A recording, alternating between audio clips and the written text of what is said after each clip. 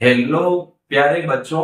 आज हम second chapter में परमाणु में कक्षकों का भरा जाना या ओहम का नियम के बारे में पढ़ेंगे। तो हम ले रहे हैं आज का टॉपिक परमाणु में कक्षकों का भरा जाना। परमाणु में कक्षकों का भरा जाना या परमाणु में कक्षकों में इलेक्ट्रॉनों का भरा जाना सेम चीज है। विभिन्न परमाणुओं के कक्षकों में इलेक्ट्रॉनों का भरना ओहम के नियम के अनुसार होता है। तो हम नोट करते हैं विभिन्न परमाणुओं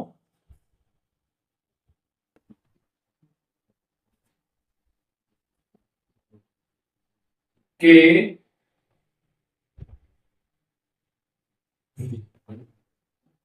कक्षकों में इलेक्ट्रॉन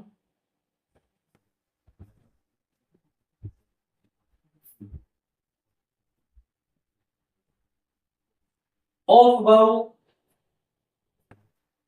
के नियम के अनुसार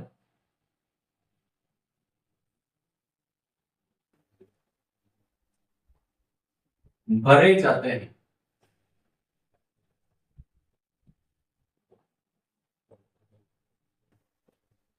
ओहम का नियम क्या होता है? तो हम बात कर रहे हैं ओहम का नियम। इसको ओहम कई रूपों में आपको ओहम भी मिलेगा। ओहम का नियम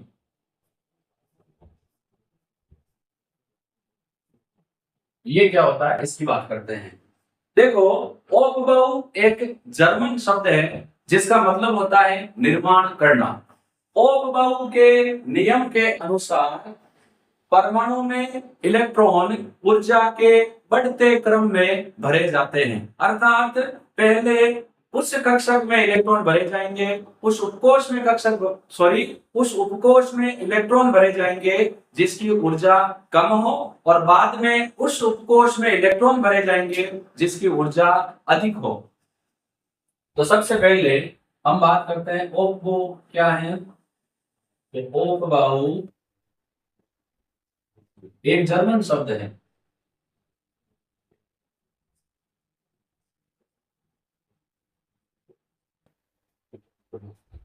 जिसका अर्थ क्या है? जिसका अर्थ निर्माण करना।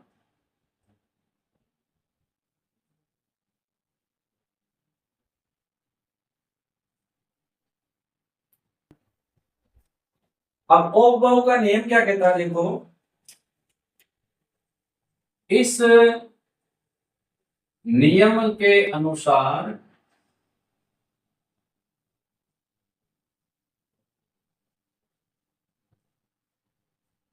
परमाणु के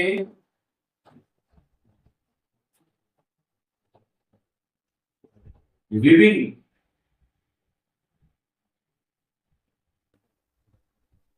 कक्षकों में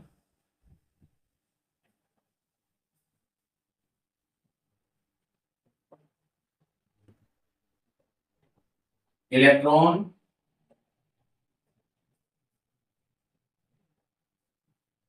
ऊर्जा के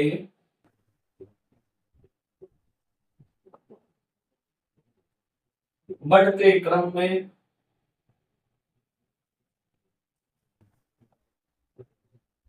भरे जाते हैं। इसका मतलब ये हुआ, पहले उस कक्षक में इलेक्ट्रॉन भरे जाएंगे जिसकी ऊर्जा कम है, और उसके बाद उस कक्षक में इलेक्ट्रॉन भरे जाएंगे जिसकी ऊर्जा अधिक है।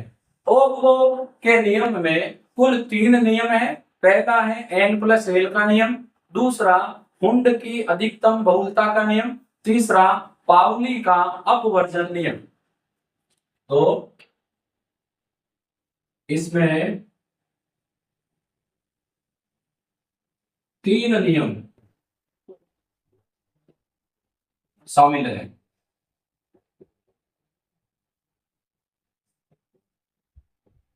तीनों को एक एक करके यहाँ पर हम पढ़ लेते हैं। कौन कौन से तीनों? पहला है नंबर 1 n प्लस एल का नियम। यहाँ पर n मुख्य क्वांटम संख्या या कोश संख्या, l द्विघांसी क्वांटम संख्या। a कक्षा के लिए l का मान 0, p के लिए 1, d के लिए 2 और f के लिए 3 होता है। n प्लस l का नियम क्या कहता है? इस नियम के अनुसार इलेक्ट्रॉन पहले उस कक्षक में भरे जाते हैं जिसके n प्लस l का मान कम हो। देखो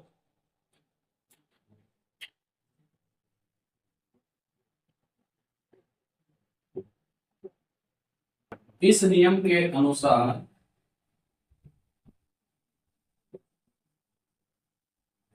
इलेक्ट्रॉन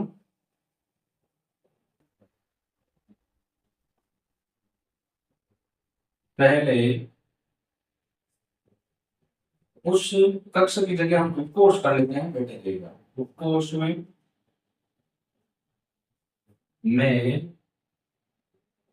भरे जाएंगे जिसके n प्लस एल का मान कम हो। देखो जैसे यदि हम एग्जांपल लें कि पहले 2s भरा जाएगा, 2p भरा जाएगा, इनमें पहला कौन भरा जाएगा? तो देखो 2s के लिए n का मान है 2, क्योंकि मुख्य क्वांटम संख्या 2 ही है, और s के लिए a का मान होता है 0, तो n प्लस a कितना हो गया 2। 2p के लिए कितना हो गया? 2p के लिए 2p में n का मान 2 और p के लिए n का मान 1, तो 2 प्लस 1 कितना हो गया 3।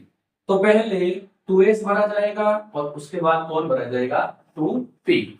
ऐसे ही यदि हम बात करें 3s, 3p और 3d, तो 3s के लिए n का मान है 3, l का मान है 0, टोटल हो गया 3। 3p के लिए n का मान है 3, l का मान है 1, 4, और 3d के लिए n का मान 3, l का मान d के लिए 2, टोटल कितना हो गया 5। इसके लिए 3, इसके लिए 4, इसके लिए 5, तो पहले बढ़ जाएगा 3s, उसके बाद 3p और उसके बाद क्या बढ़ा जाएगा? 3d। लेकिन कई बार ऐसा होता है कि जब n प्लस l का मान समान होता है तो क्या करेंगे? तो इसका सेकंड कर लेते हैं। जब n प्लस l का मान समान हो तो इलेक्ट्रॉन पहले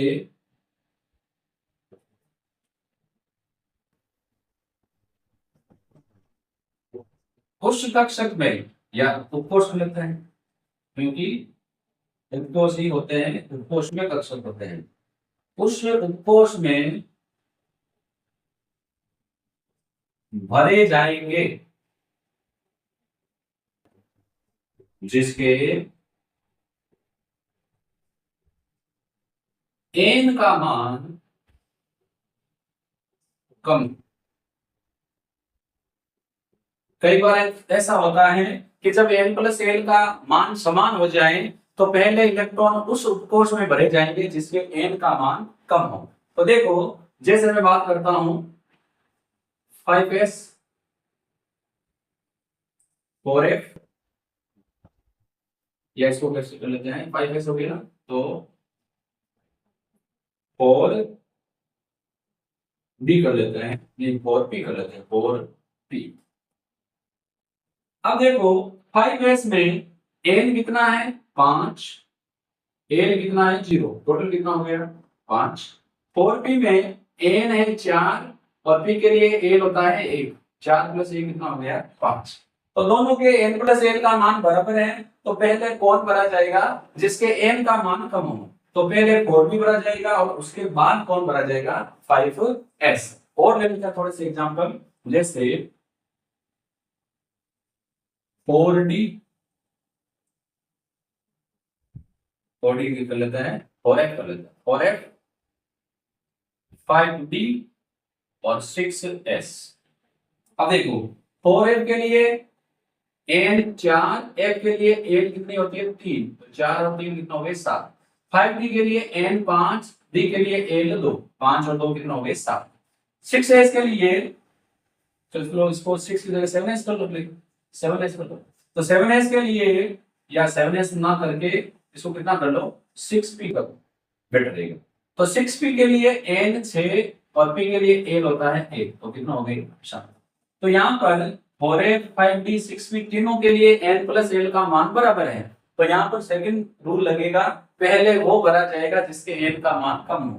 तो पहले भरा जाएगा 4F, फिर 5D और उसके बाद कौन भरा जाएगा 6P, क्योंकि इन तीनों के n प्लस 1 का मान बराबर है। तो पहले n का कम मान वाला 4 भरा जाएगा, उसके बाद 5 वाला और उसके बाद 6 वाला भरा जाएगा। अब इसके आधार पर जैसा कि अपने बुक में भी डायग्राम होता है, उस डायग्राम को मैं यहाँ बना रहा हूँ और फिर हम विभिन्न जो कोष है उनके यहाँ पर ऊर्जा के बढ़ते क्रम को लिखेंगे, जिसके आधार पर इलेक्ट्रॉनिक विन्यास भरा जाता है। तो पहले 1s आ गया, फिर आ गया 2s, फिर आ गया 2p, फिर आ गया 3s, फिर आ गया 3b, फिर आ गया 3d।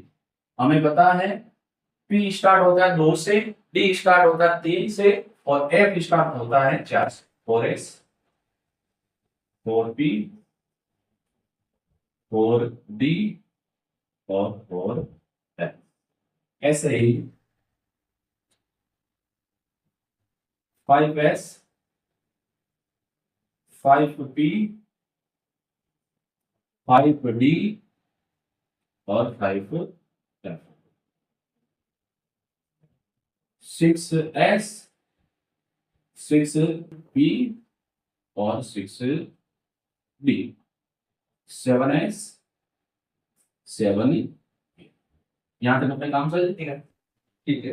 अब लाइन ड्रॉ करते हैं इनको मिलाने के लिए।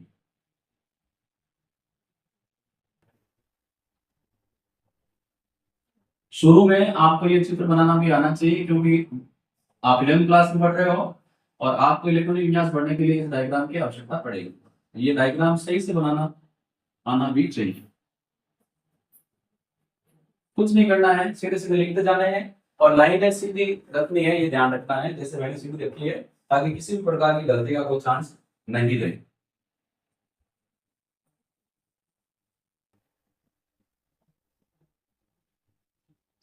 फिर एक लाइन इसके बीच में भी हमें ड्रॉ करनी है सीधी सीधी।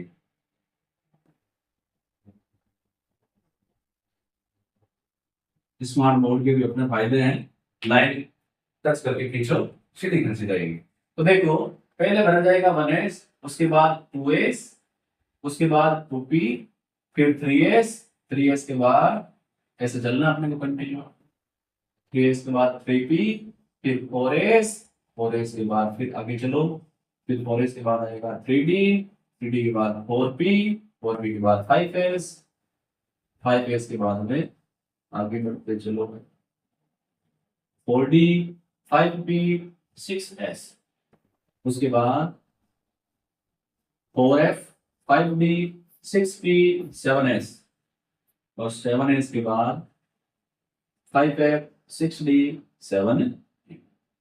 तो देखो इसी को ध्यान में रखते हुए हम यहाँ लिख लेते हैं। सबसे पहले देखो आप उस पर डायग्राम पर ध्यान देंगे, पहले है 1s, उससे अधिक ऊर्जा है 2s, 2s के बाद में तीर के निशान से चलना है 2p, 2p के बाद 3s, 3s के बाद देखो 3s के बाद सीधा 3p, 3p के बाद 4s, 3p 4s, 4s के बाद में 3d, 3d के बाद 4p, 4p के बाद 5s, यहां तक पहुंच गए। फिर आगे चलो 4d, 4d के बाद 5p, 5p के बाद 6s, 6s के बाद आगे चलो, फिर 4f 5d, 4f 5d, फिर 6p 7s, 7s के बाद 5f 6d, और उसके बाद 7p। ये क्या है? कक्षकों की ऊर्जा का बढ़ता क्रम। ये n+8 के नियम का रिजल्ट है, और हमेशा इलेक्ट्रॉन इसी क्रम में भरे जाएंगे। आपको इसका विशेष रूप से ध्यान रखना है। अगले वीडियो में मैं आपको कई इलेक्ट्रॉनिक विन्यास की प्रैक्टिस करके बताऊंगा। कुछ अपवाद वाले इलेक्ट्रॉनिक विन्यास हम लेंगे, लेकिन ये क्रम आपको ध्यान में रखना है। हमेशा इलेक्ट्रॉन इसी क्रम में भरे जाते हैं। तो ये हमने ले लिया ओप्पो के नियम में नंबर 1 n+1 का नियम। अब हम लेते हैं नंबर 2 कुंड की अधिकतम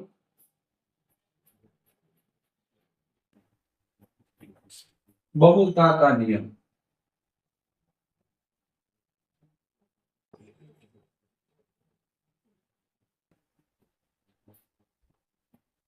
इस नियम के अनुसार जब तक एक उपकोष में एक इलेक्ट्रॉन का वितरण नहीं होता, तब तक उस उपकोष के किसी भी कक्षक में इलेक्ट्रॉनों का युग्मन नहीं होगा। देखो ये नियम क्या कहता है? इस नियम के अनुसार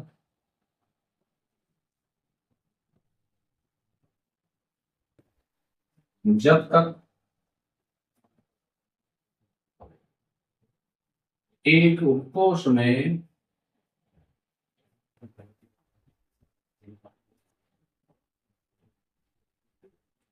एक इलेक्ट्रॉन का वितरण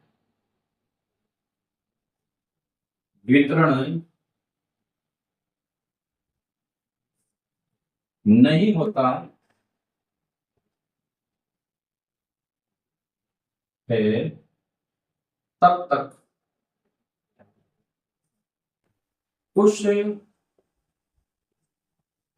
उपकोष के किसी भी कक्षक में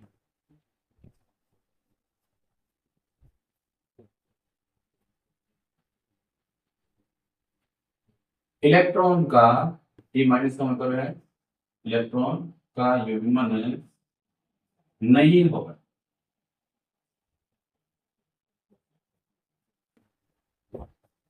इसको सिंप्लीफाई करने के लिए सपोज करो कि मेरे क्लास में 10 बच्चे हैं। अब मेरे पास 10 ही बिस्किट के पैकेट हैं, तो मुझे क्या करना है? सभी बच्चों को एक एक बिस्किट का वितरण करना है। ऐसे नहीं किसी एक बच्चे को 2 मिल गए और एक बच्चा ऐसे ही रह गया। अगर 10 से ज्यादा है, मान लो 15 है, तो फिर हम क्या करते हैं? उनको डिवाइड कर सकते हैं एक के बाद। तो 10 बच्चे हैं, 10 बिस्किट के पैकेट है, तो सभी बच्चों को एक एक बिस्किट का पैकेट देना है। हुंड भी यही कह रहा है कि एक उपकोष में हमें जो कक्षक हैं, जैसे पी उपकोष में 3 कक्षक होते हैं, डी में 5 कक्षक होते हैं, ए में 7 कक्षक होते हैं, एस में एक ही कक्षक होता है। तो उपकोष के सभी कक्षकों में पहले एक एक इलेक्ट्रॉन का वितरण करना है, और शेष बच जाए तो फिर हमें क्या करना है? युग्मन। जैसे मान लो अपने पास है पी में 3 इलेक्ट्रॉन है, अपने पास विन्यास है ये, तो पी में 3 इलेक्ट्रॉन है, तो इनके बढ़ने के कितने तरीके हो सकते हैं? हम यहाँ पर इलेक्ट्रॉनों को ब्लॉक में बढ़ रहे हैं, जितने भी तरीके हैं उन तरीकों को हम यहाँ डिस्कस कर लेते हैं।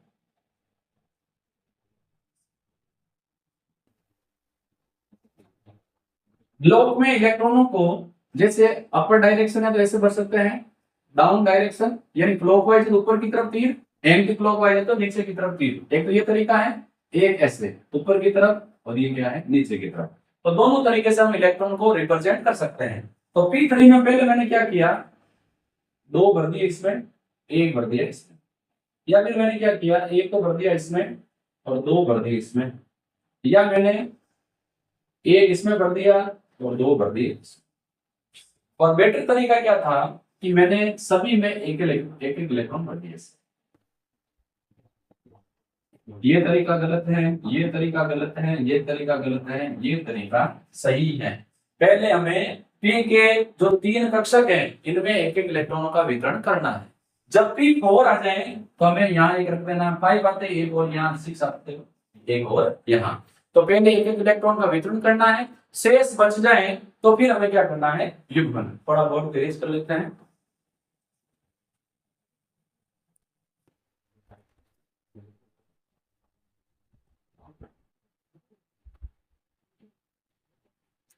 अब सपोज करो अपने पास विन्यास है D5, तो D5 विन्यास को कुंड के नियम के अनुसार भरने का जो तरीका है वो यही रहेगा। डी उत्कोष में 5 कक्षक हैं, तो इसको हमें क्या करना है, एक एक इलेक्ट्रॉन का वितरण करना है। 5 में एक एक इलेक्ट्रॉन डाल दो, 6 आ जाए तो इसमें एक डाल दो, 7 आते इसमें युग्मन कर दो, 7 इसमें युग्मन कर दो, 8 इसमें युग्मन कर दो, 10 इसमें युग्मन कर दो। तो ये तो है कुंड के नियम की बात। अब हम थर्ड नियम लेते हैं, ओप्पो के नियम का थर्ड नियम, वो है पाउली का अपवर्जन नियम।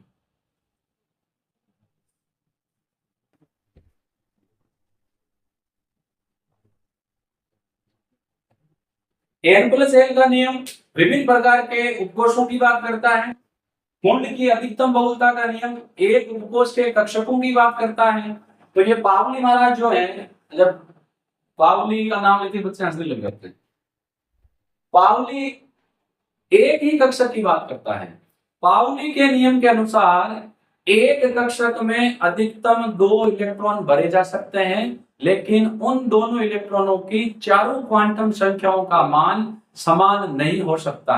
अर्थात एक कक्षक में उपस्थित दोनों इलेक्ट्रॉनों का चक्रण विपरीत होना चाहिए। अर्थात 3 क्वांटम संख्याएं, मुख्य क्वांटम संख्या, द्विघांसी क्वांटम संख्या, चुंबकीय क्वांटम संख्या का मान समान हो सकता है, लेकिन चौथी क्वांटम संख्या, चक्रण क्वांटम संख्या का मान भिन्न भिन्न होना चाहिए। तो देखो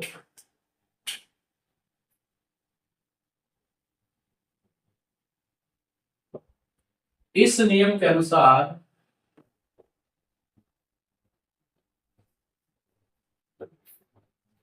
एक कक्षक में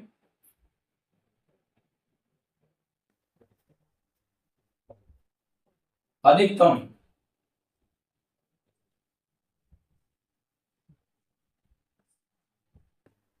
2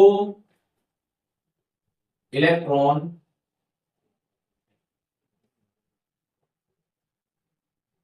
भरे जा सकते हैं।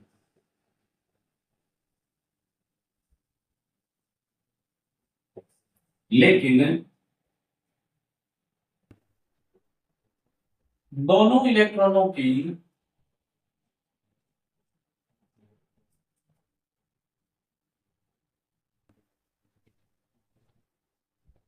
चारों क्वांटम संख्या का मान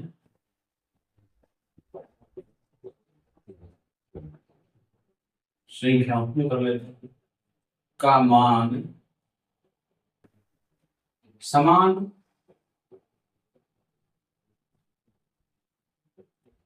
नहीं होता है। इसका मतलब क्या हो गया, इसका अर्थ ये हो गया, अर्थात एक कक्षक में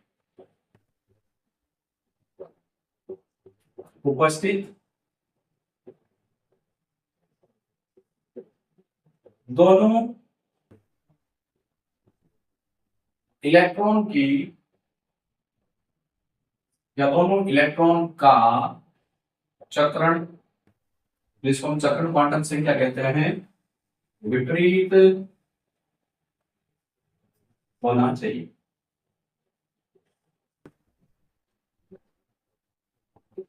जैसे हम बात कर रहे हैं फोरेस की, तो फोरेस को बढ़ने का क्रम क्या हो सकता है, फोरेस में मान लो इलेक्ट्रॉन है 2, तो ये एस है, 4s मान लो। बढ़ने के अलग अलग तरीके की बात कर रहे हैं। एक मैंने भर दिया दोनों का चक्रण क्लॉकवाइज, एक मैंने भर दिया दोनों का चक्रण एंटी क्लॉकवाइज, और एक मैंने भरा एक का चक्रण क्लॉकवाइज, एक का चक्रण एंटी क्लॉकवाइज। ये सही नहीं है, ये सही नहीं है, ये है सही है, क्योंकि इसमें दोनों का चक्रण समान है, अर्थात चारों क्वांटम संख्याओं का मान समान हो जाएगा।